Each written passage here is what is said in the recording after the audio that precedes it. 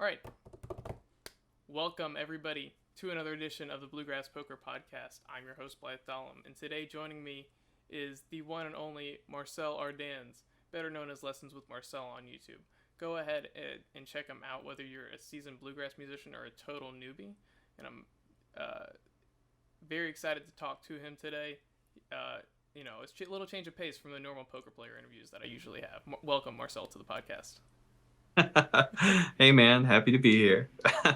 Thank you. And yeah, like I was saying, you interviewed Brian Sutton, and he was talking about too, like at the start of your interview, how he was doing a show with Chris Thiele and learned how to do or tried to learn Tony Rice's break from gosh, come on, it's one of my favorite songs.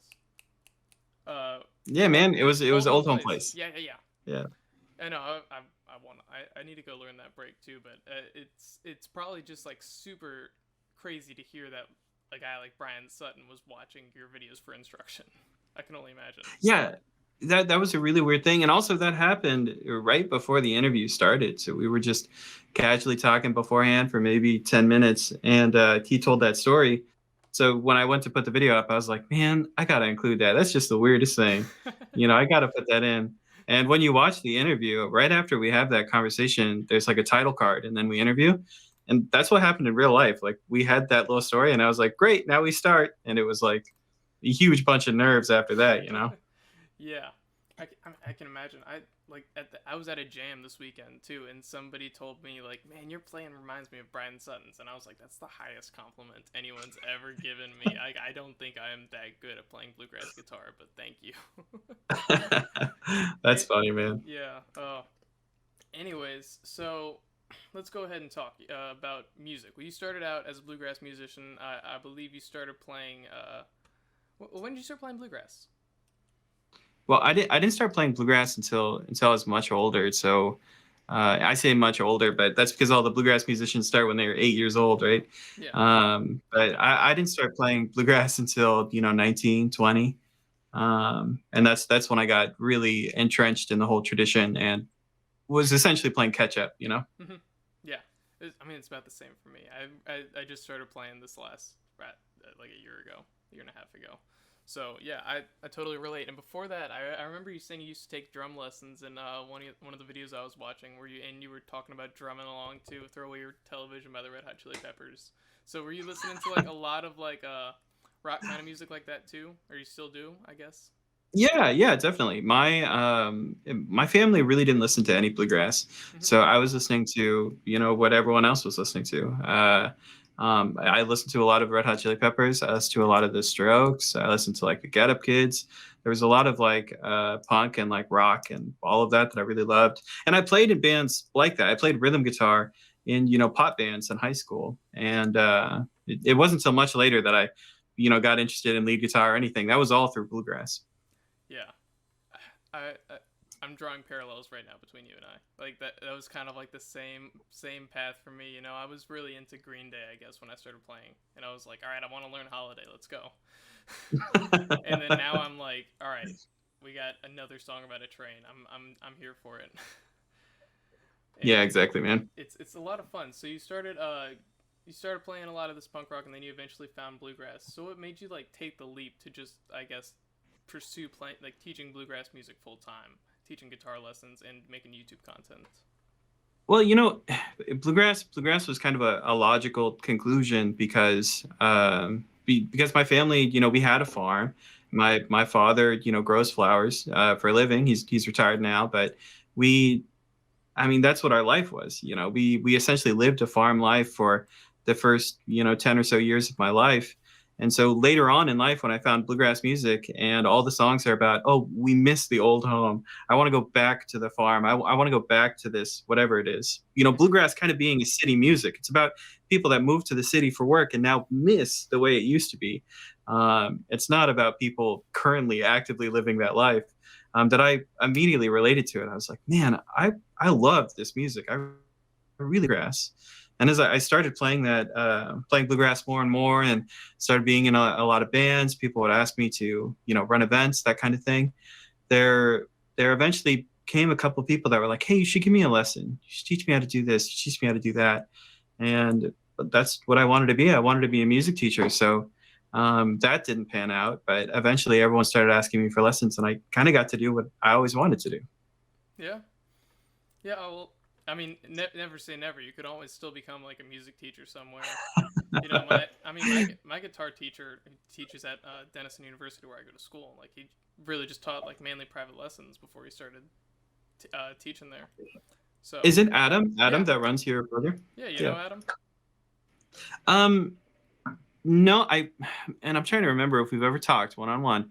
I think we've been in the same like comment section of a couple things. I think we've exchanged words a handful of times. Yeah, yeah, he's a great guy, great teacher. Can't say enough good things about him. I've learned so much just from like picking up a guitar with him. Even though like the first semester I was there, I came in like I was really just a chords drummer, and I didn't Yeah. know anything about like bluegrass. Like I didn't know fiddle tunes. Like when I started playing, I didn't know what they were, and when he asked me, "Do you know any fiddle tunes?" The first thing that came to my mind was, I think I took violin lessons when I was like 6 or 7. I don't know what he's talking. Yeah, you So don't even know what a fiddle tune is. You're like, what is that? He just means instrumental, yeah, music. right. And then he's like, "All right, well, let's get started with Gold Rush," and I was like, "Cool." And just from based on my Spotify searches, like the first thing that came up when I searched Gold Rush was a song by like Death Cab for Cutie or something. Yeah, right. So it was pretty funny, but yeah, he's great. And now I'm like, just playing lead on songs. Like there's a lot you can learn from bluegrass. So what kind of like what I've learned, at least in this last year or so that I've been playing, is that like a lot of people like me, like you just want to learn like shortcuts, like to just like figure stuff out, or like kind of like learn like breaks note for note. But what I've ended up realizing is no, I kind of need to learn like how the theory works behind a lot of music, and a lot of like and how to like build improvisation based off like just like some theory knowledge. So how do you kind of like when you're teaching people, how do you blend theory with all this stuff, with all like the improvisation and stuff that people don't really like kind of want to learn but kind of need to? That's a good question, man. I like what you said in the beginning of that question. You're talking about how early players are always looking for shortcuts, Mm-hmm. and that is something that is really hard to see when you're new to bluegrass. It's hard to see that you're looking for a shortcut, that you're looking for a quick fix, but everyone kind of is. And I remember when I was starting out, really having trouble with my right hand with my pick strokes, and so I would try to solve that problem by always playing all these hammer-ons and pull-offs and slides, and like trying to use articulations to get me out of having to pick every single note. And because of that, my playing sounded really uneven. Like I would hit a pick stroke and then try to get 5 notes out of it over here. Like have a pick stroke, try to get a bunch of notes out of it over here. And my playing just sounded like all uneven. One note would be super loud and then it kind of fizzles out. And yeah, everyone's looking for shortcuts, man. Yeah. To answer your actual question there about rolling the theory into teaching, yeah, I think it's all about application. If you're teaching anything theoretical, you immediately have to give an application for it. Otherwise, people just forget it. It's just superfluous information. So if you look at, like counting, a lot of people have to learn how to count. Mm-hmm. And you take a concept like that, that's, very boring to a lot of people. A lot of people aren't very interested in how to count. But if you take that and you immediately roll it into this idea of how phrases work when you're improvising, and how to phrase things, how to match the ebb and flow of the original song, I think people latch onto the counting more. Yeah, no, definitely, because it's like I don't know how to remember that, or how to think about that like right now, or it's important, like learning how to count, because like thinking of like songs, I don't know.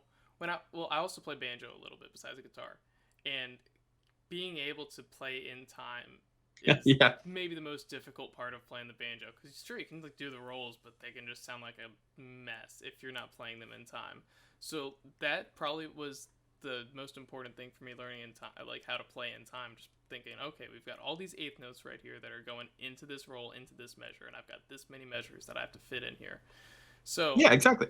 it's something yeah, playing in time, like really just learning time. Like if you can do that and just kind of like figure out like how chord progressions work, how to move around the major scale, and then do everything else in between, which is a lot. Right. You can really do a lot with just a little bit of information. I think. I really like what you said there about your time, with the banjo, this idea that you have this many measures, that there's going to be eighth notes in every measure, and you have to fill up this certain amount of time. Your rolls are always groups of three, so you have to make that work out. Unless you're playing square rolls, I guess, Right. but it doesn't matter. If you took a tune like like Red Haired Boy, you could apply some of those same principles to guitar. So you take your first phrase, something like that. You're like, great, I know that this phrase ascends. I know that it's going higher, and I know that eventually it's going to terminate on that C note. I don't have my capo on, but we're not going to get in trouble. Watching. Exactly. So if I take that phrase, I know how long it is. I know kind of what it does in the form of the song. I know that it ascends. I know that I'm pointing out a chord change, all that information. So for me to make a derivative version of that, it's kind of easy now. Right. Or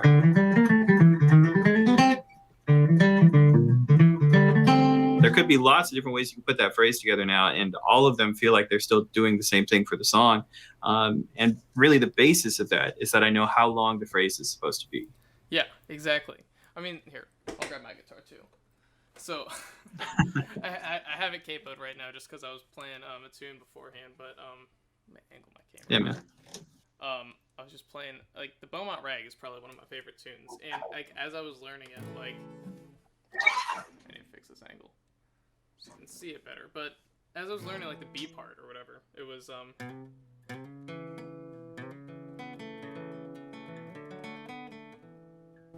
man, I'm messing up. I'm not doing what I was trying to do.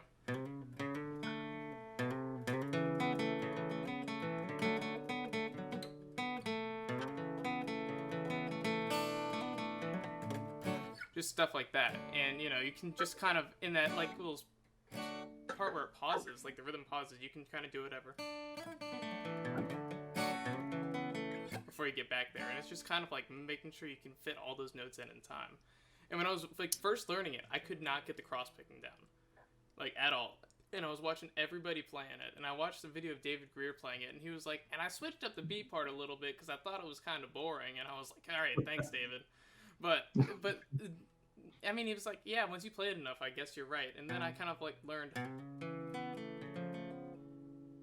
just adding that note in there.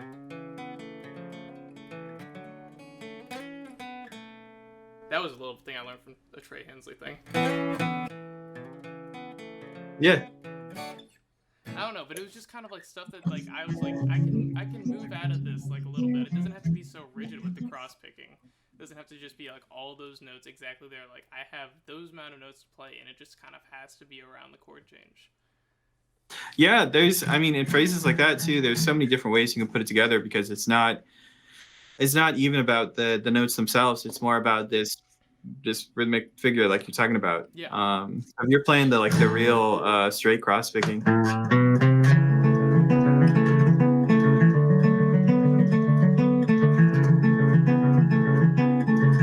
Something like that. Right. Those phrases can be so many different things. So the first one over the G chord could be this, and it still feels like a G chord, like a G7 chord. It still does that same job. Or people always do this over the C chord, or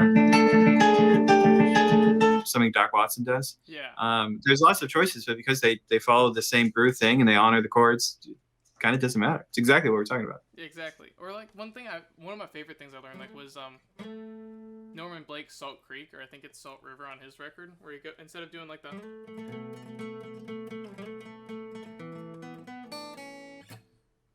instead of doing that,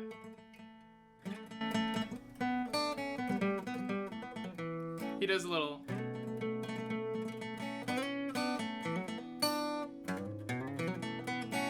something like that. No, he doesn't do that. Yeah, right. And that was like that when I like heard like all the different variations of that tune. That was kind of like the one thing that just blew my mind. I was like, I can do really whatever I want right here, but not really. It's funny how a tune like Salt Creek really just became solidified because of Tony Rice, right? Everyone tries to play this Tony Rice version of Salt Creek, but if you listen to like the like the Dan Crary version of Salt Creek. Hmm. Um, he starts that with like the beginning of Red Haired Boy. He goes like, and then instead of doing this, he does like a folded scale, like a backstepping thing. It doesn't even have the drone at the beginning, right? And I consider that like an essential part of Salt Creek now. Dan Gray doesn't even play that. And the recording isn't that old, right? It's only from the 70s. Right. So it's remarkable that the tune has become so solidified so quickly just because everyone wants to be Tony Rice and go. I mean, yeah, everybody does want to be Tony Rice, honestly. You're not wrong. But it's also important that we can be like Tony, but also like be like ourselves. I guess if that makes some sense, like like my favorite part of like trying to like make like a fiddle tune like something that just doesn't feel like I'm doing just Tony Rice or doing just Norman Blake is just like taking bits and pieces of things that everybody does in that tune and just or that I've heard different people do and just like splicing them all together and trying to make it work. Like yeah. Go ahead. Like with Blackberry Blossom, I don't know if you ever heard the one from the Blake and Rice record or the second one, I believe, where it's like Tony, Norman, and Doc Watson just all playing on it, and there's just 3 distinct parts, and like I listened to it and then I was able to like be like, oh my god, I know like that's Doc, that's Norman, that's Tony. Like you just hear like those are the distinct ways of playing it, and they all have like a different tone, different types of phrasing. And just kind of hearing that is like, and like just kind of like splicing them all together, like that's how you can just make a fiddle tune just sound new and refreshing.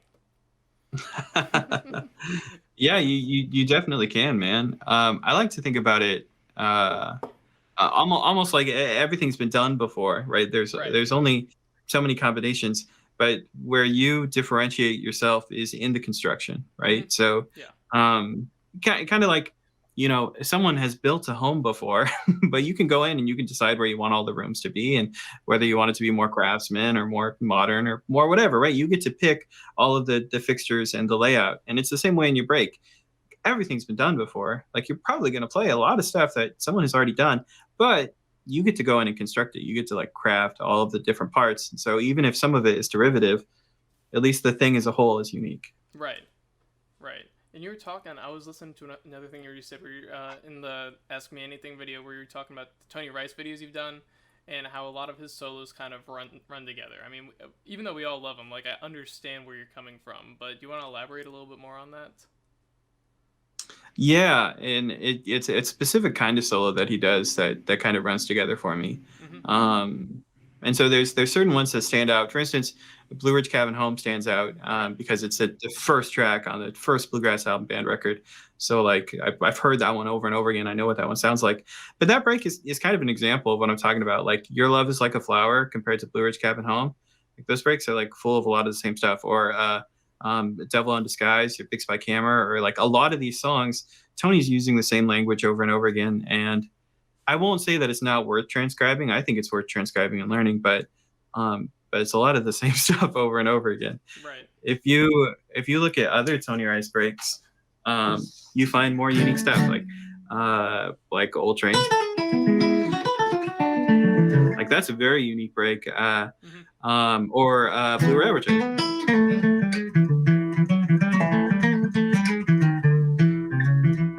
Like that's got different language in it. Or like Church Street. There's a lot of tunes that Tony has done that have unique breaks that are really interesting and worth learning. And then there's, unfortunately, this kind of handful of Your Love Is Like a Flower style breaks where it's the same stuff. Yeah, I know. I mean, we just spent the whole last semester at school listening to Tony Rice doing a tribute show to him, which was awesome. Like just learning like a lot of those parts. And my favorite one that we did was Freeborn Man. Just watching like the way like he goes about it. It's like sure there's a lot of the same language he does there, but since it's like kind of like one of those long like jam band songs, like he does just kind of like go That's great. on a Yeah. and just like do whatever he's like thinking of doing, like just goes back to playing like jazz progressions over the chord changes, and then you watched Sam Bush in the background like losing his mind at whatever Tony's doing. It's a lot of fun. Tony's actually a good example of someone that excels at the construction, Mhm. right? Even if, the joke is that Tony only has, 3 licks at any given time, he does a really good job of using those 3 licks, right? He keeps reusing them and repurposing them in really, really smart ways. And as someone who like transcribes a ton of Tony writes, that happens to me a lot where I'm listening to the break and I'm like, wow, that was cool. What is that? And I start writing it down and I'm like, oh, that's that same old lick. Like I know that lick. Right? I just didn't recognize it in this context because it's put in such a smart place, Right. which is really impressive. There's not a lot of players that do that. No. I don't know, when I think of some of the more modern players, I think a lot of their tells are more evident. Not to rip on anyone or anything, but let's name names. For instance, if we're talking about like Billy Strings has a couple like things that really a bunch of things that like really stand out. Like he really likes to repeat notes. He really likes a minor and major third against each other. He really likes to cross pick, right? And so you can create kind of a mock Billy Strings break really easily because the construction isn't super complicated, right? You hear this.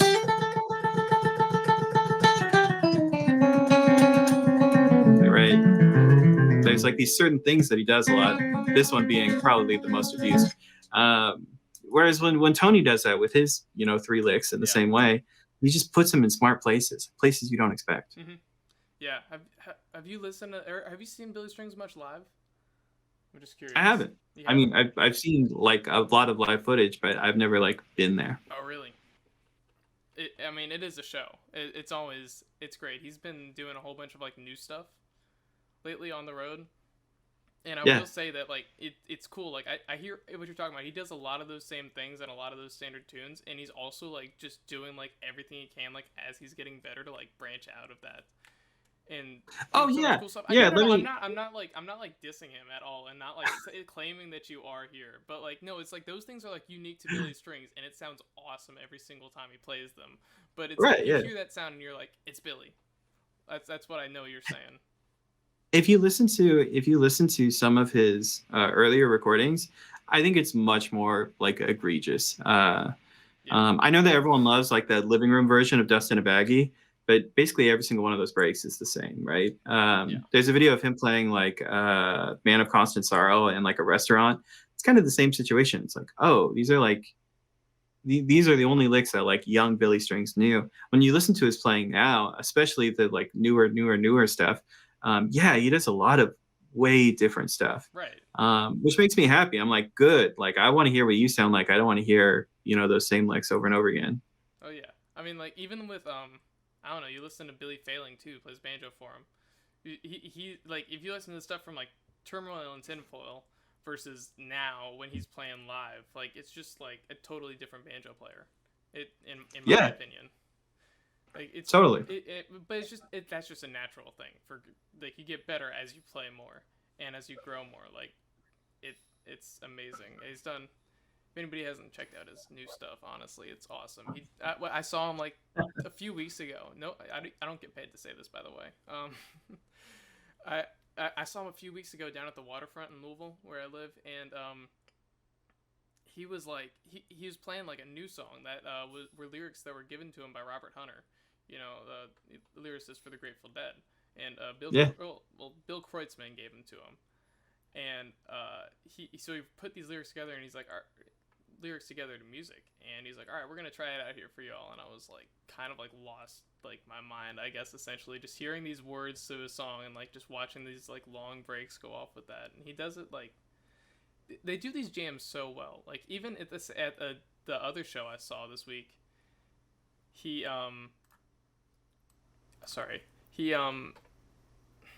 was playing Tipper, the Tony Rice tune, and he went into like a super long jam like on Tipper like afterwards, and I was like, how do you even do this? The form is so complicated. How do you just like keep bouncing around but making it still like seem like Tipper?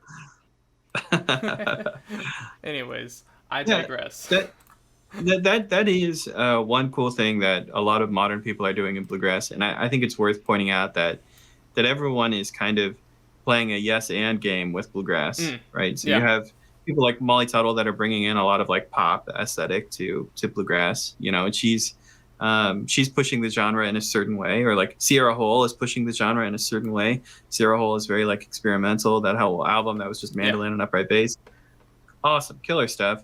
Trey Hensley is all like bluegrass with like blues and like country influence. Like everyone has like a bluegrass and blank, and Billy Strings is definitely becoming more like bluegrass and like jam band. Yeah. Which is really cool. He does it great. Oh yeah, he kills it. He does. Yeah, he's just awesome. the whole band is just fun. All bluegrass musicians are fun. They have a great time. Speaking of bluegrass musicians having fun, jams. I guess like the world's coming back, getting back to normal now, and we're starting to interact with people again. Have you been going to jams lately?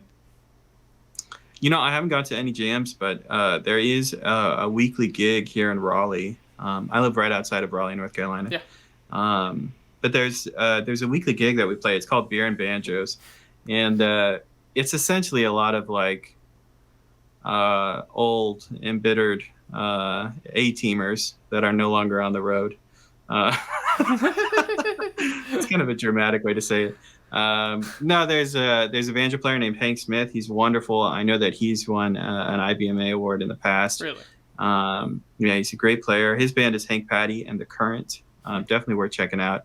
But he plays in Raleigh all the time. He runs the event, and then our bass player is a guy named Jeff Walter. Jeff Walter runs all the youth bluegrass stuff here in Raleigh, and our mando player is Chubbs, Sean Chase. Chubbs has played mandolin in a handful of bands here in Raleigh too. He's done some touring and all of that, and our fiddle player is actually a young hotshot. I think he just graduated from high school. Wow. Killer player.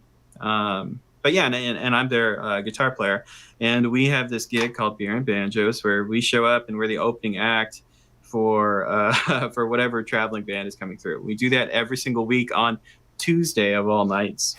So it's great. It's a real like A-team band. I mean, there's some really fast tunes that get called. There's some weird stuff. We do like Allman Brothers tunes. We do Grateful Dead tunes. It's a weird thing, and it's nothing that will ever be taken on the road, or we'll never do anything with it. But it is something we do every Tuesday. If I'm ever in Raleigh on a Tuesday, I'm definitely gonna try to check it out.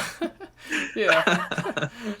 Man, I know. It's just I started playing like right before we went into quarantine. So outside of school, Yep. like I didn't go to any jams till the summer, and so it kind of Oh, that's weird, man. It's so weird because I just got really good playing to a click track, I guess, and now I got to bring that into a live setting, and like I've played with like another like my band at school, which like it's kind of like we're just like a unit, and like I kind of like know how to play with those people, but now I have to like start learning to play with other people, and it's different. It's fun though. I'm having a blast just playing, going to a bar like. Excuse me, every Saturday with a bunch of retired people and jamming. Yeah, man. Bluegrass is a lot of fun. Start playing it, everybody. So jams are good too, because you want to go out there and you want to get your butt kicked. Yeah. You want to be in situations where you fail, so that way you can go home and be like, why did I fail? Let me woodshed that moment and see if I can fix it. Right. I don't know. It is a really interesting thing though. There's some times where you end up in jams and the level is too high or the level is too low, and it's not beneficial, because you're getting your ass kicked too much or not enough. I know there's sometimes where I really feel like I'm getting my ass kicked way too much. Like, man, it's really good because it forces me. Like my guitar teacher Adam, he gave me so many tunes to learn like over break. He's like, he was like, these are just a whole bunch of good tunes. You should try to learn them. And so like sometimes I get lazy and I don't want to practice them on my own. Like I think we're all guilty of that sometimes. Just like Yeah. But when I'm out there and someone calls like I don't know what's the tune, I don't know, like Saint Anne's Real, I'm just like haven't gotten around to trying to really learn it. I'm like, all right, well I guess now I'm gonna try to learn it. And then later on, I'm like, okay, this tune's getting called every week. I should really spend some time to learn it. So it's kind of like it forces me to get in those situations to learn, which is a good thing, in my opinion. Yeah, the jam situation where you keep getting exposed to new material is really good too. Mm-hmm. I actually had an event that I created just for the purpose of getting my ass kicked. So I I used to live in Washington State, in a town called Bellingham, and I hosted when I was starting to get a little tiny bit of notoriety in that local Mm-hmm. community. I hosted an event called Marcel's Bluegrass Night, and it was like a live stage jam. And I would book everyone that's going to be on stage. So it'd be like, the banjo player from that band, the mandolin player from that band, and I'd assemble a new band. We wouldn't rehearse, and then we would play a set on stage, and all of the talking, what key, who's going to sing tenor, who's going to sing baritone, all of that would be done into microphones. So the audience would be like in on us arranging the tune and then performing it really quick. Mm-hmm. And I did that whole thing. I started that whole event with the idea that, like, hey, if I do this, there's going to be a lot of tunes that get called that I don't know, and I'm just going to try to say yes over and over again. And that happened. Mm-hmm. People would call these tunes, and I'd be like, I've never even heard of the name of that tune, but yeah, I know it. Let's do it. And that was probably the best practice I ever had. Yeah, I totally agree. Like I'm learning, I'm also like learning new tunes too. Like I'll hear a tune that like I've never heard, but I enjoyed like just like the entire like the melody and all that of the tune. Like what's the one? I think it's Salt Spring or whatever, Salty Spring or something like that. I think. Yeah, Salt Spring. It's a John Reisman tune. Yeah. Wait now.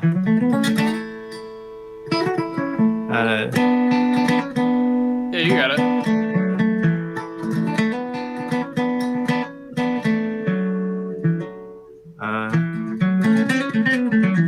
I remember the B part though. It's a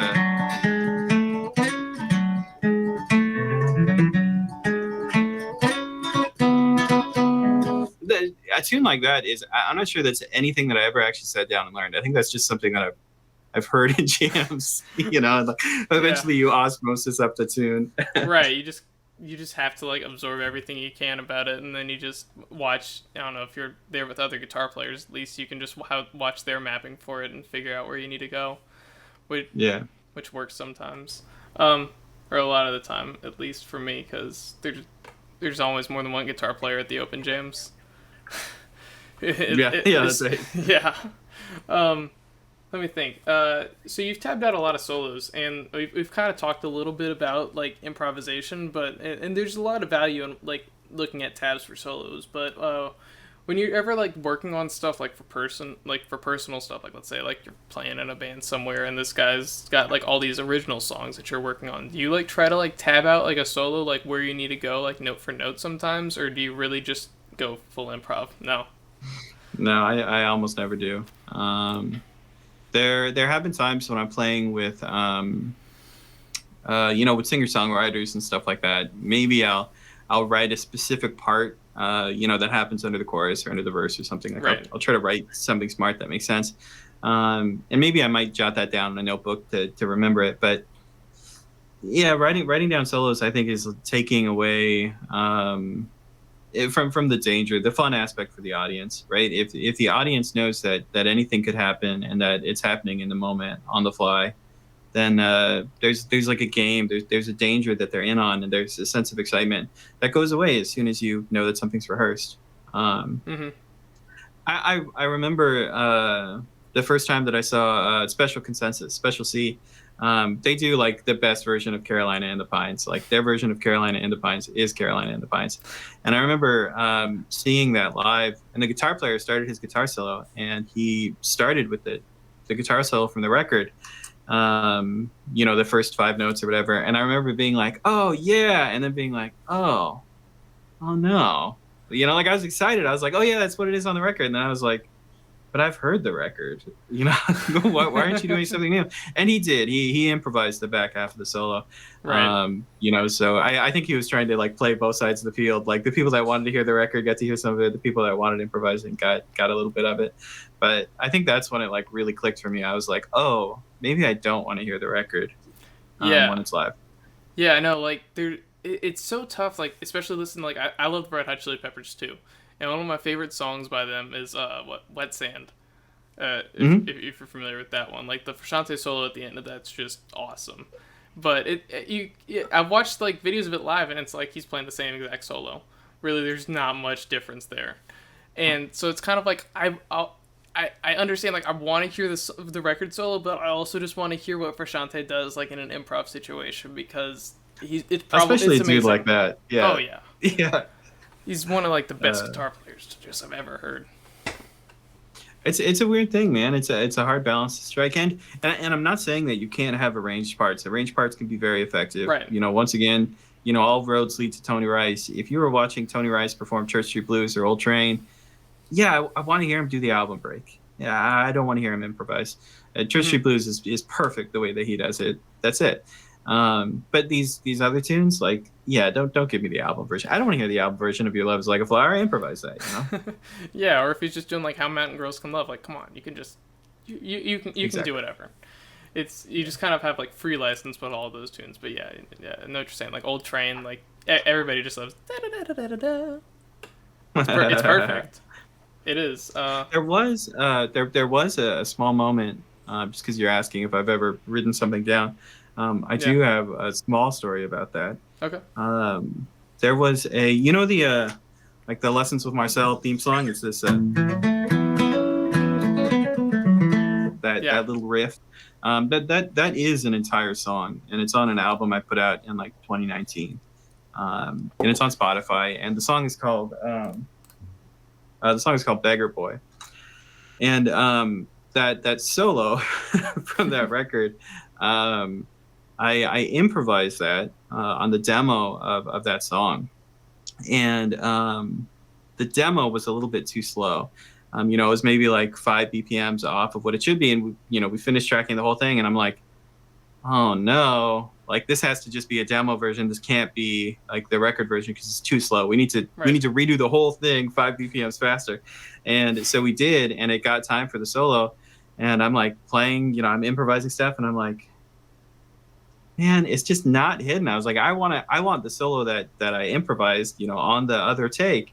And so, we had to stop, and I like sat down and I learned my solo, and and I just played it back.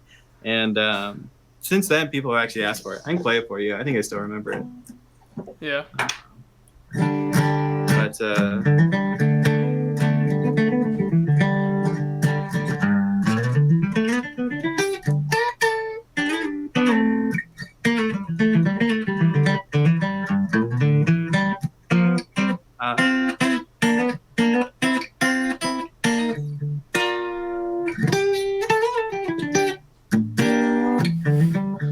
and that was the whole song. And I just couldn't live without it. I had to go learn it so I could play it on the record. I think that's the only one of my own solos that I've ever memorized.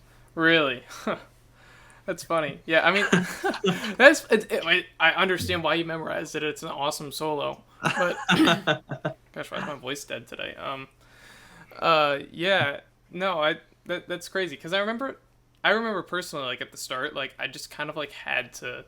I was really just memorizing like a solo, like a break. Like I think, oh gosh, the first semester I did Bluegrass. We were doing songs we were arranging Hank Williams tunes in a Bluegrass setting, and it was a ton of fun. And I was doing, I could not play lead guitar, like to save my life yet. And I just volunteered to take a solo on his song "Setting the Woods on Fire," and I just memorized like whatever my guitar teacher played note for note, kind of, and played that when we ended up like recording it through some software at the end of the semester.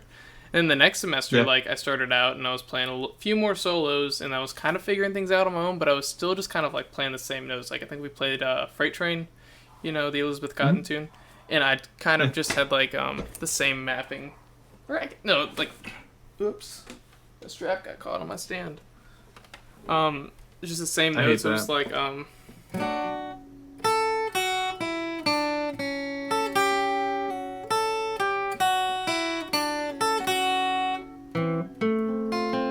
whoops.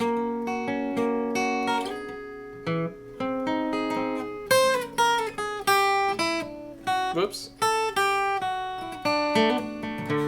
Something like that. I don't know. But it was just kind of like, I guess that tune's like kind of different because like that's like just following the melody notes like right there. But I was really just like committed to like learning all of those notes, and especially like But then like as the semester went on, I was kind of like breaking out of it, and then we got to doing all this Tony Rice stuff, and I've like never looked at a tab like for any of the stuff that we played this semester.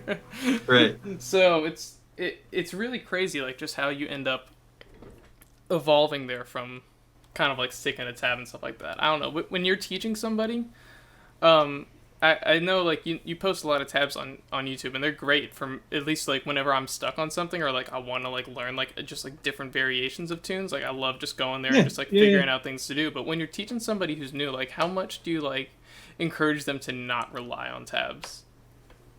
Well, I kind of have a love-hate relationship with tab. I think, I mean, all right, just thought experiment here. Okay. Tab in itself isn't evil, right? What's bad about tab is how people use it. So if you need to communicate with someone, if you need to write something down and just share it, tab and traditional sheet music are excellent. That's why we use them. But if you become like a mindless slave to the tab or to the sheet music, like that's where the real problem is. And so I think there's kind of this reductionist mentality that says like all tab is bad. Tab isn't bad. How you use it is bad, right? So a lot of times when I'm teaching new people, there's a really strong focus on improvising. It normally starts with fiddle tunes. In fact, the example that I gave with Red Haired Boys is a good example of where someone could start with improvising. Right? Ba-ba doo da da doo da da doo to C, ba da doo da da doo da da doo to F, ba ba doo da da doo da da doo to C, da ba doo da da doo da da da G. And that's essentially improvising a take through Red Haired Boy. When it comes to like higher level improvisation, so we take a vocal tune, we have a melody buried in there, and we want to improvise around this melody and apply different techniques. That is a situation where I'll be like, hey, let's me and you compose like maybe 5 of these. Let's work through a bunch of these, and then we can talk about how to improvise them. Let's really understand how this thing works by composing them, and then we can improvise them. Huh. Yeah, that's interesting. Just arranging those takes different. I like that. That's a really good approach to it, I think. I'm thinking too. Go ahead. Well, I was gonna say there's if you take a tune like "Bury Me Beneath the Willow," right? Yeah.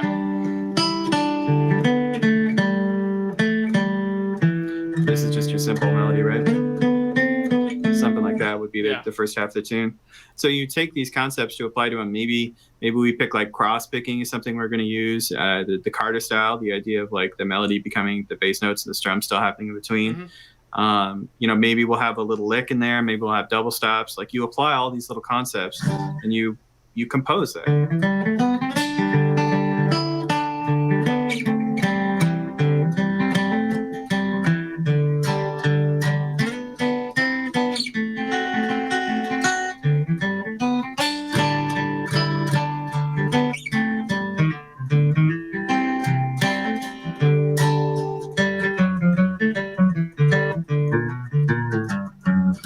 So we would write something like that together and, pick where we want all of those concepts to be used. And then, eventually I ask the student like to make one on their own. Like, we pick a new tune and try to make one of those in the interrupt between lessons. And then, we'll see how you did. Yeah. No, that's awesome. It's really something like you said, like tab's not evil, but the way people are use it can be evil. Like you can just become so reliant on it, and you're just not adding anything new as a musician. Like, I just don't like when people use that word to like avoid learning theory, or like the pursuit of perfectionism is actually really useful. Like the idea of how close can I get to playing this break exactly like another person. There's a lot of benefit that comes from that. Right. I mean, you don't want all of your playing to be that, but from a practice perspective, there's benefit there. So tab isn't evil in that pursuit. Like use it; it's a tool, Oh yeah, I've never tabbed out Tipper, but I've been trying to learn Tipper for like the better part of this year, and I still really haven't figured it out. But it's been super useful though, just trying to like watch the way Tony plays it and like figure out like all these melody notes that he's hitting, and then like the ways he goes and improvises around it. So I just know like all these target notes I need to hit, and then just moving on from there. But I mean, it's one of those tunes that just is so complicated. I don't think you could spend a lifetime trying to tab it out perfectly, I think. But Anyways, what you were saying about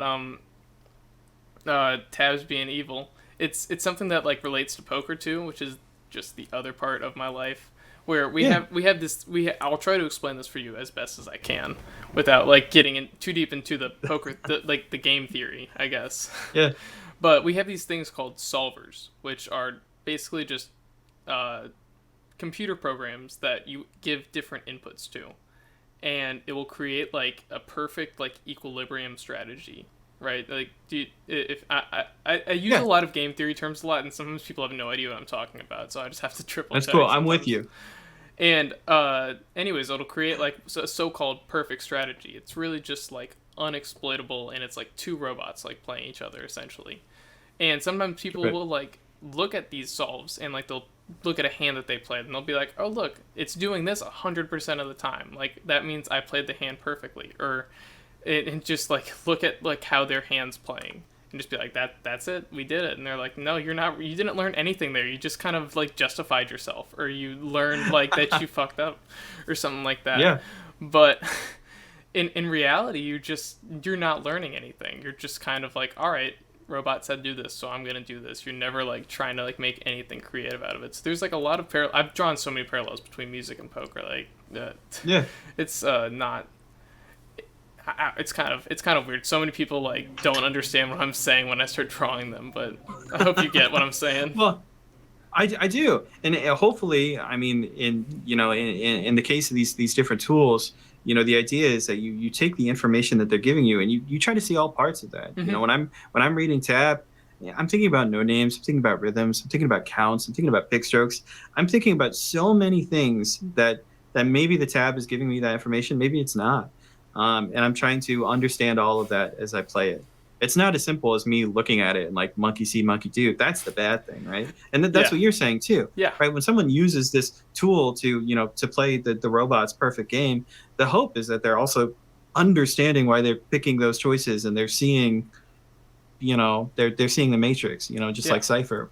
Yeah, you're getting it better than a lot of people who have played poker for like tens of years have gotten it. So and you don't even really know like exactly what I'm talking about, but it's exactly the same thing. You're thinking about all those different pick strokes. Like whenever I'm thinking about a hand, I'm thinking about every conceivable hand I could have in front of me besides the two cards, and every conceivable hand my opponent could have besides like not just the two cards that they have in front of them. Like that's how you have Right. to become a good poker player. When you're becoming a musician, you can't just think about, all right, I'm cross picking here, so I have to move my right hand like this. Like you have to move your left hand, you have to play That's the right. right notes. It's all the same. You have to think about so many things all at Yeah, once. and I think that's where these things get interesting, because the casual player recognizes the game, right? The surface level game, Mm-hmm. but the whole idea of there being a meta game on top of it is something that you don't see until you've done this long enough. And so, for instance, when I'm playing with my friends, there's a lot of joking and punchlines that get thrown out in the improvisation. The idea that someone will make a certain kind of mistake, and then you'll purposely make that mistake in your break, or someone will play a certain kind of lick, and you'll like play way too much of that in your break, right? There's these setups and executions. Meanwhile, we're fulfilling all of the proper elements of improvisation. We know where we are in the form. We're playing over the right chords. We're doing all the right things. Then there's the metagame on top of it, Right.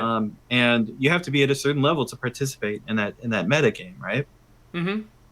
There's a really great example. My favorite example of this ever. It's Michael Daves and Brian Sutton, and they're playing in Rockwood Music Hall in New York, or I guess in Brooklyn, specifically. And Michael Daves is taking a solo, and halfway through, he pushes up his glasses like that. Brian Sutton takes the next break. Brian Sutton doesn't wear glasses, but while he's improvising, he stops and he makes this motion in the middle of his improv. And it's a great example of the metagame. His improv is stronger because of that stupid glasses pushing motion. Oh my god. I'll have to go find this. I'm writing it down right now. It was Brian Sutton and And Michael Daves. Michael. Okay. And I think it's at Rockwood. I think it's at Rockwood Music Hall.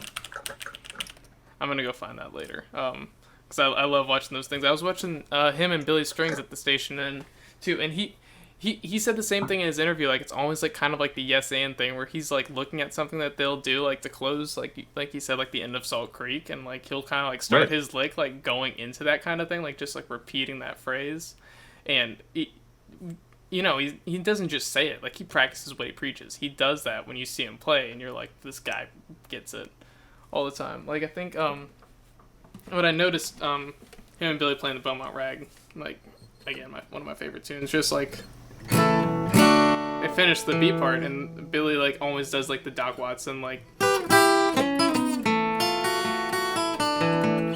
like Brian's like starting off, he's like, he's just kind of like doing like the same exact like just thing, like, yeah, just, exactly. like but he's like adding like different like kind of notes in there, and just like, I'm gonna like just be like Billy right here, and it's so funny like when you watch him just do that. Like, he's just a brilliant improviser. Yeah, and your casual player would be very, honestly, kind of self-obsessed. They'd be like, all right, it's my turn to play a break. Let me show you what I got. And that's not what Brian Sutton's thinking at all. He's like, it's my turn to play a break. Let me add to this conversation. What did you just say? Let me say something back to that. Right. And that's what's interesting. The one that comes up a lot with Hank Smith, I mentioned Hank Smith. Mm-hmm. Hank Smith is like a fabulous Bela Fleck style banjo player. He does a lot of these fast triplets and stuff like that. So, we got these, tunes that we're playing, and, over there, he's doing his thing. And so, yeah, my break starts, and, I'm going to do like all of this stuff. Or I'm gonna follow up on that joke, right? I'm gonna like deliver on that premise that he set up, and like I said, that's why the meta game is kind of prohibitive, because maybe playing those triplets is hard. Maybe it's hard to pick that fast. So yeah, right. To participate on that joke, you need a certain skill level to like return. Right. Yeah. You're. It's exactly the same thing. I mean, and Tony Rice too. Like, he's another good part of this. Like, all the records where he like doesn't have banjo on, like Manzanita and all that stuff. The way he kind of picks sometimes is like he's replacing the banjo there with like the way he cross picks and like playing those triplets too. He's like, we don't need a banjo here. I'll be the banjo. It's a ton of fun. Like on Unit of Measure too. Like maybe one of his best instrumental albums. He really just does everything, and it's so good. If you haven't, that's a great record. If you haven't checked that record out, anybody who's listening, go check it out. It's just awesome all the way through. Like, it is one of the records that I could play and just never skip a thing on there. All right. One of the things that I think about at jams too, that I've learned as I've started going to them, is that I love tunes that nobody knows. So I'll start like calling out obscure tunes, and they're like, what's that? And I'm like, what? You all don't know this? This is like a standard back at school. Like, we all knew this one. and then like we'll end up playing it, and it sounds like a butchered mess of the way I usually play it. But do you ever get that way at jams sometimes, where you're like afraid to call out like certain tunes? Yeah, right. The term is jam buster. You don't want to be a jam buster. Right. So yeah, there's certain tunes that just never get called. A good example, I think, of a jam buster that's not particularly hard to play, but it busts up every jam, is Jerusalem Ridge. Yeah, I was thinking that one too. And it's not a particularly hard song to play, but it's got like 8 parts, and someone no doubt is gonna mess up that funky one that's got like an extra half measure or whatever. There's something that's gonna happen wrong in Jerusalem Ridge. So it's probably just not a great jam tune. I mean, I've been in a jam where we played Jerusalem Ridge and it's gone great, but it's still probably not a great jam tune. No, my Adam called it a jam buster too, and he put it on like our playlist of like Tony Rice tunes to listen to, but we never played it together as a band because he was like, there's too much that can go wrong. I'm not gonna risk it. But I still need to learn that one. I remember there was a time at IBMA, which is the big award show for anyone who doesn't know. There was I'm normally hanging out because it's in Raleigh, right? It's in my town, right? And while I was walking through a hallway, some people called me over and they're like, "Hey, Marcel, come pick a tune with us. We watch your videos, blah blah blah. Fan types." And I was like, "Yeah, hell yeah, let's do it." And they called Wheelhouse. Wheelhouse has an extra G run at the end of the B part, right? It's kind of a crooked form. Right. And I was like, "Are you sure?" Like, I don't know if you guys are on the level or not. We can do Wheelhouse, and it was a mess. I think there was maybe 2 people in the circle that didn't quite understand how the form worked, and it just like sort of sloppily train wrecked. And afterwards, they were very apologetic. They're like, "Oh, I'm so sorry," like, we didn't know, blah blah blah. And I'm like, "No, it's all right, man. But you should look at yourselves as players and be like, hey, maybe Wheelhouse is a jam buster for us right now. This probably isn't the moment to call Wheelhouse." Yeah. Yeah. We could have played Salt Creek. Oh man, yeah, I know exactly what you're saying. It's like, I don't even know what tunes. I don't even know that like tunes that are like that obscure, or that I think are that obscure. But like it's just so strange. Like you think like you can play it, and then sometimes you're just like, no, this is not the day. This is not the time or place. And it's important to really be aware of that kind of thing, especially at jam settings. Like you don't want to be a jam buster, and all those like it just comes like, I guess, with like experience and like all the improvisation like you were talking about. Just having like the wherewithal to think like, I really want to play this tune, but I know if I do it could go horribly, so we're not going to do it today. Yeah. One other thing that I've gotten better at but struggled with like a little bit at jams is just like kind of like keeping time and like watching other instruments to do that. And I know you were talking about your videos too, that you wear hearing aids, and it's kind of something that's having some hearing loss. Like I'm sure it's not the easiest to keep up with, stay in time. Excuse me. So how do you really manage to like do that? I think the hardest thing about it is when the stage is laid out in such a way that all the microphones are even with each other, or even worse, that the person singing, their microphone is a little bit farther in front, because they don't have line of sight to anyone.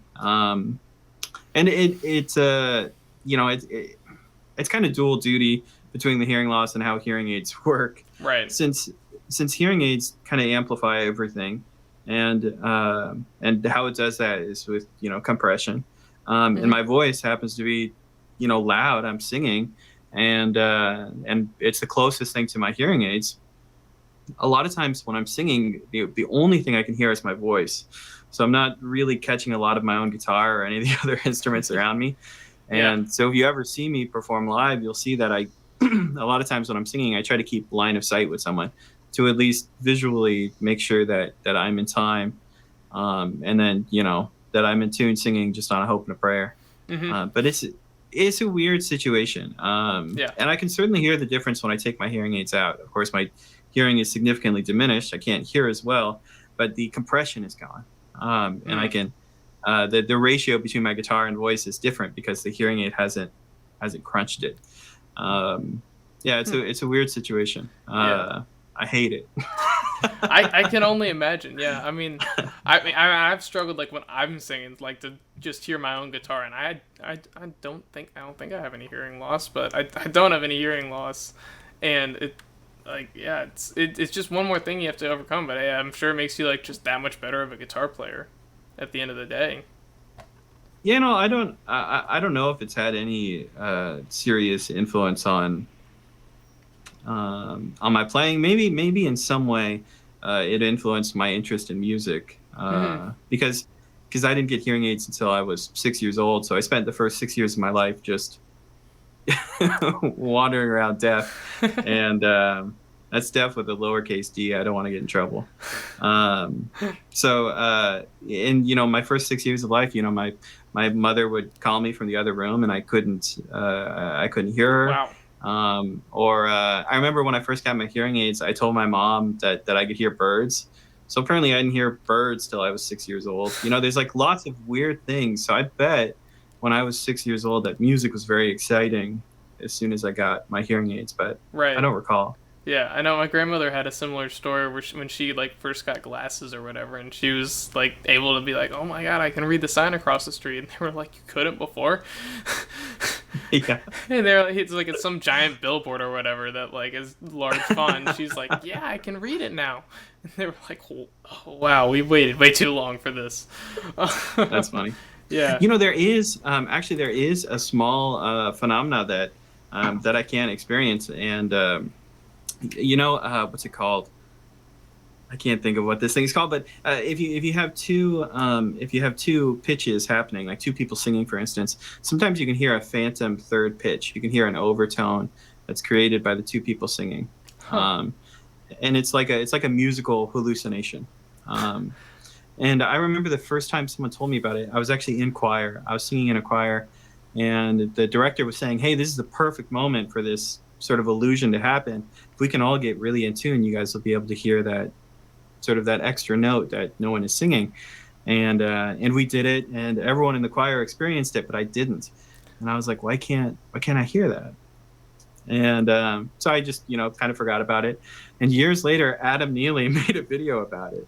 Adam Neely made a video about this like auditory illusion, and I found the video, and I was like, oh, this is the thing. And I left a comment on the video, and I was like, I think that I can't experience this because of my hearing loss. Like, I'm confused. Does anyone have any insight or whatever?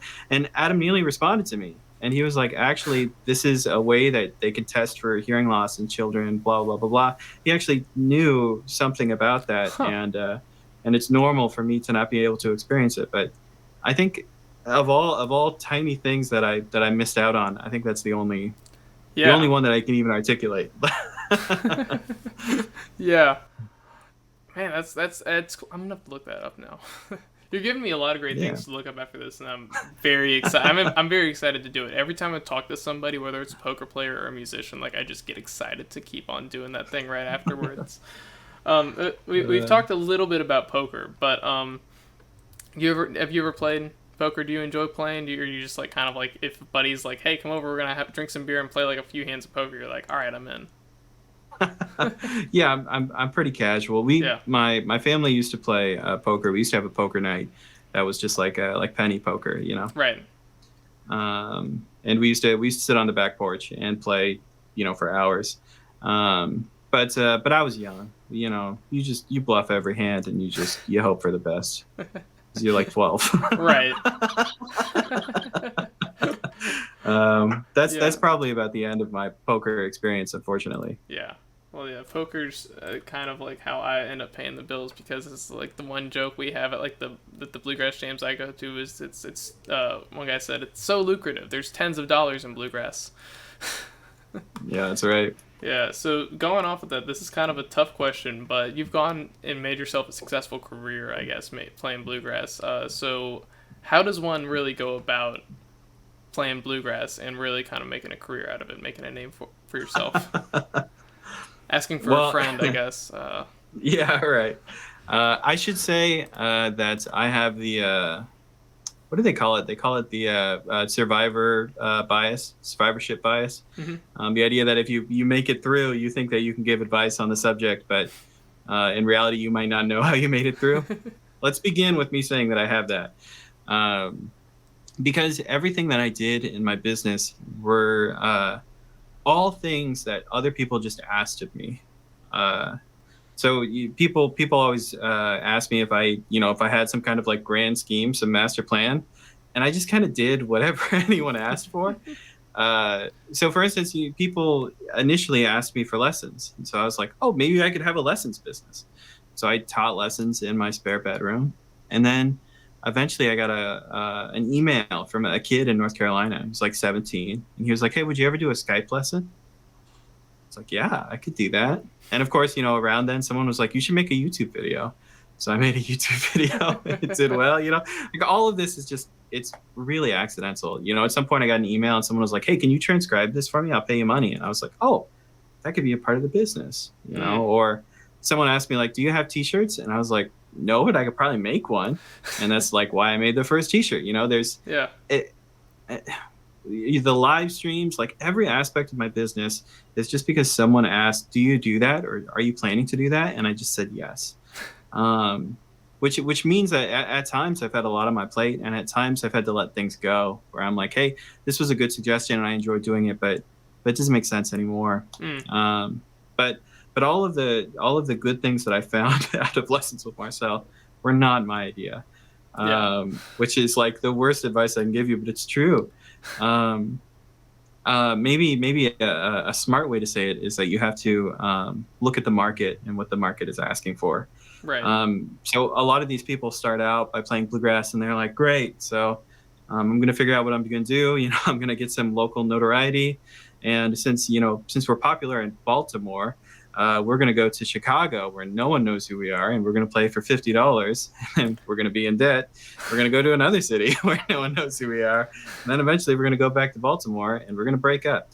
And that's the mid-level national trap that all these bluegrass bands get trapped in. And part of me is like, hey, look, there's hundreds of bands doing that right now. The market doesn't need more bluegrass bands on the road, potentially doing the same kind of thing. The market needs something like new and kind of interesting, right? And the people who are breaking through are doing something different. They're not, five sweaty dudes in a van again. They're something slightly more unique, and everyone misses that for some reason, right? Everyone thinks, they're going to make it by playing their cover of Old Home Place, and that's just not going to happen. Yeah. No, that makes a lot of sense. I mean, it does sound like that you had a lot of people giving you great feedback, and then, I have weird beliefs about luck that I won't get into because it'll take hours, but I mean, like, I guess, like, in a sense, you did get lucky, like, having all these people giving you great suggestions, and then ended up having a lot of them end up working out, and now you just keep on trucking with it. I think I was lucky in the time period too, which it doesn't mean that you couldn't start a YouTube channel now. There isn't still money to be made in YouTube. It's just constantly different. It's different than when I started. It's different than when Banjo Ben started. But when I was starting out, Banjo Ben was really the only guy, right? Everyone watched Banjo Ben videos. I did too. I'll tell you, I'm a gold pick member of Banjo Ben's website. Like, that's what we watched. And so when I started making YouTube videos, I was like, great, I'm going to talk about the stuff that like Banjo Ben doesn't do. And that's what I think propelled my YouTube channel. People are like, oh, we're like looking for guitar lessons, and there's only Banjo Ben, and then there's this weird kid with a backwards hat that's like talking about the in between the crack stuff, like theory and like all of this other stuff that Banjo Ben doesn't touch on. And I was happy to be that guy. Yeah, that makes a ton of sense. I mean, it really is like all about like learning the landscape, and like you said, you got lucky with the timing. Like, timing's everything. like we've been talking about with music, it's everything. In comedy, that's what they say too. I guess timing's everything. If I had to give any more advice to anyone trying to do anything in an artistic field, I would say that a lot more of it is based on personality than you think. And there's been a lot of people who are trying to create music YouTube channels that have come to talk to me, and they've been like, give me advice. Tell me what to do with my channel. Like, I have 1,000 subscribers. What do I do now? Like, why aren't I getting more views? And probably people that you've seen on YouTube that you watch. and I've told them all basically the same thing, this idea that it's more about personality than you think. People will click on all of your videos just to hang out with you, even if they don't know what you're talking about, right? Yeah. And that's also something I just kind of randomly stumbled into. But a lot of those people miss that. They create these videos where it's like, JD Crow's banjo break from whatever, and it's just like the tab and themselves playing. There's no talking, there's no lesson, there's no instruction, there's no anything. And I'm like, well, yeah, that's why people aren't clicking on your video. It's like the fiddle break from whatever, and it's just like a 30-second video, and I'm like, there's your problem right there. Yeah, you gotta add some flavor to it, I guess. Like in your AMA or whatever, like you started doing yo-yo tricks. Talking about when you were working at the toy store. I do some yo-yo tricks for you, but I don't think I have one on me. If you don't have one, it's fine. And plus, it's not like I can play. It's not like I can play the 8-bit Blackberry Blossom in the background too. So it kind of like loses the flavor when I don't have that file saved. All right, we're gonna be wrapping things up here soon, folks. If you're out there watching this and Twitch chat and you have any questions for Marcel, please drop them in there, and I'll go ahead and start asking the last bit of my questions here. Since that last question was a big one, I'm just gonna throw out a little fun one. If you were really like to create like an ideal jam session band that you go play with just whenever you want to, pick as many people as you want. I really don't care. Who would you really want in it, like dead or alive, in bluegrass history? Oh yeah, just like you're talking desert island jam situation. Desert Island jam. And do they have to be alive? Dead or alive, anybody. Oh, dead or alive. Okay, yeah. Well, of course Tony's going to be in there. Right. I would say the entire Newgrass Revival crew for sure, because that's the thing that never happened. Tony never played with them. No. So that's Pat Flynn, Sam Bush, Bela Fleck, all those folks in there. John Cowan, bass player, singer. Who else do I want? I want JD Crow in there if we do trad stuff for sure. I don't have any fiddle players yet. Man, I gotta. I don't know who I want on fiddle, man. This is a good question you're asking me. I assume Bobby Hicks, if it's a little more trad. Yeah. If it gets weird though, who do I want? Like a Daryl Anger type? Okay. Yeah, I feel that. We got to get Grisman in there too, and I think that's a good. I think we can get as weird as we want. We can get as traditional as we want. I feel like that's good. Maybe Todd Phillips is another bass player. Definitely not Mark O'Connor. and then we're good. What about Jerry Douglas? Don't want any dobro? Oh, that's it. Yeah, I don't have any dobro players. Yeah, you can get Jerry Douglas in there. Jerry Douglas is just assumed. Jerry Douglas just shows up. He plays with everyone. He shows up. He's like, "Hey, you need dobro for the record?" And they're like, "Yeah, of course." That's right. You're listening to a record and you're like, "Oh, that's dobro." Oh, it's Jerry Douglas. Right. Yeah. Like I was listening to Billy Strings like home, and I was there's dobro and everything's the same, and I was like, I looked at like the credits for the album later, and I was like, oh, yeah, Jerry Douglas is on it. Okay. Yeah. That makes sense. So not Mark O'Connor? No, I'm not a big Mark O'Connor fan. Really? Bold take. Yeah, man. I don't know. I just listened to like his Markology 2 stuff where he was playing the Beaumont Rag or whatever, and that one kind of blew me away. Again, it's my favorite tune. So the way he was going about that kind of blew me away. I don't want to get too gossipy, but a lot of this is fairly public information. You can look up a lot of this. But my beef with Mark O'Connor is not with his playing. How about we say that? Okay. We can leave it there if you want. Yeah, he's had some moments where he's specifically with his fiddle method and with other fiddle methods and like throwing punches and stuff. He's had some moments that were a little distasteful, maybe, let's say. Okay.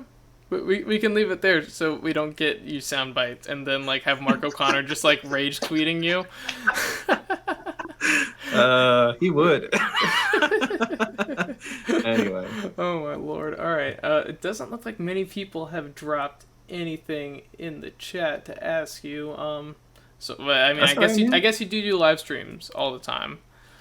So if anybody out there, you're ever looking to learn a bluegrass break or just sit down and like watch have some fun entertainment in the background while you're cooking or whatever, definitely check out Marcel's YouTube channel. You can learn a lot of bluegrass content from anywhere in between, like learning a fiddle tune for the first time or just trying to figure out how Tony plays Church Street Blues, whatever you want, I guess. It's a little bit of everything for bluegrass on your channel, I'd say.